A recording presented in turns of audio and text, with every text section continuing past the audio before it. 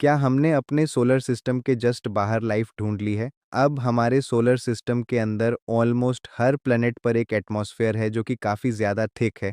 लेकिन नेपच्यून के जस्ट बाहर जो प्लेनेट है, which is the dwarf planet जो कि प्लूटो है, उस पर भी एक एटमॉस्फेयर है जो कि थिन है, बट उसको थिक भी कहा जा सकता है। जब भी हम प्लूटो के और आगे जाते हैं, तो हमारे सोलर सिस्टम के अराउंड आ जाता है क्वीपर बेल्ट।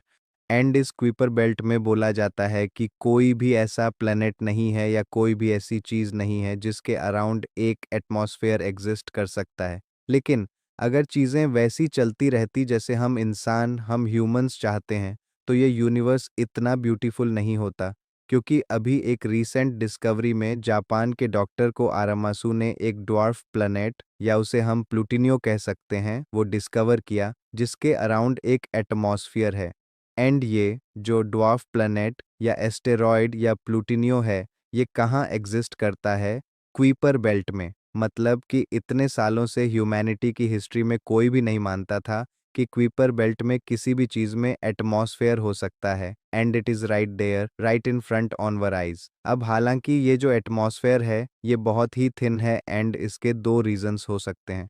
पहला हो सकता है कि इसके अंदर बहुत सारे आइसी वोल्केनोस होंगे जो एटमॉस्फेयर को बना के रखने में हेल्प कर रहे होंगे, या तो इसके ऊपर एक कॉमेट या कुछ टकराया होगा जिससे ये एटमॉस्फेयर बन गया। लेकिन ये जो कोलिजन है, ये बहुत ही रिसेंट होना चाहिए, क्योंकि इतना thin atmosphere almost thousands of years में ही स्पेस में वैनिश हो जाता है। एंड इस ड्वार्फ प्लेनेट पर एटमॉस्फेयर होने का मतलब समझते हैं आप? इसका मतलब यह है कि जो क्वीपर बेल्ट है, जहां हम सोचते थे कि वो डेड कोल्ड और नथिंगनेस का पार्ट है, उसके अंदर शायद से building blocks of life exist करती हैं एंड घूम रही हैं।